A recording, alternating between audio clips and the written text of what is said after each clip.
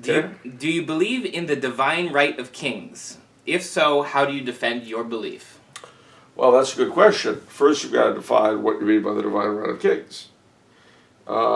If we mean it's like the divine right of the judiciary, where the Supreme Court can do no wrong and can even change marriage, well, no, I don't believe that at all, of course. If, however, by the divine right of kings, what you're trying to say is that kings are in essence chosen by God, that the coronation rite is a quasi-sacramental one, the way people like St. Thomas Aquinas taught, that a Catholic monarchy is the best of all governments, especially if mixed with various other elements, aristocracy and the popular input. Well, yeah. In that case, I believe in the quote-unquote divine right of kings. Does this mean kings are perfect? No. Does this mean they should have absolute power? No, but they never have had.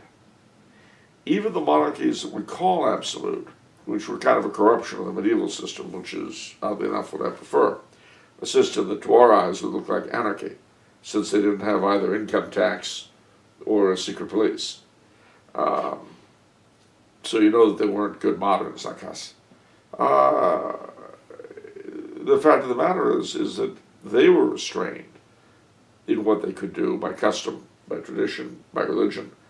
Even Henry VIII, who I would have to say is probably up there as one of the worst Christian monarchs that ever lived, had to try somehow to cover everything he did with legality. He couldn't suddenly change the nature of marriage so that he could simply get rid of his wives, the way Mr. Justice Anthony Kennedy was able to do with us, you see. He didn't have the power that the Supreme Court has. Yeah. We live in an absolute republic. We don't talk about that. But we consent to the president. We don't consent to the Supreme Court. And if we consent to what the president does and think that means something, we're stupider than we look. And that would be hard. But I'm saying that's what I'm playing devil's advocate and saying that's what these people would say, is that at least we consent. And it's nonsense. It's absolute nonsense. I mean, look, what really matters is, number one, who you're presented with to vote for. Number two, who's backing them. Even in this case, this last election, I wasn't keen on either candidate, and that's been the case in my experience for most of my life. And then when I have been keen on a candidate, he rarely delivers on his promises. Please, please. The mythos of democracy.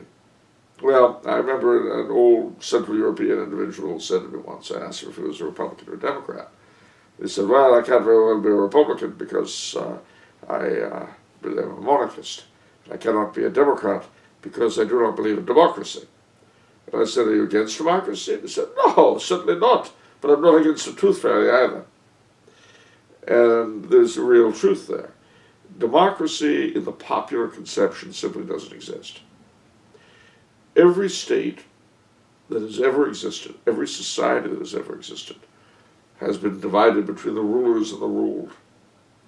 And those rulers are legitimized and guided by some sort of state religion, an animating philosophy. It doesn't have to be religious. Look at the Soviet Union. You've heard me say this before, but there is no God and Lenin is his prophet. Yeah.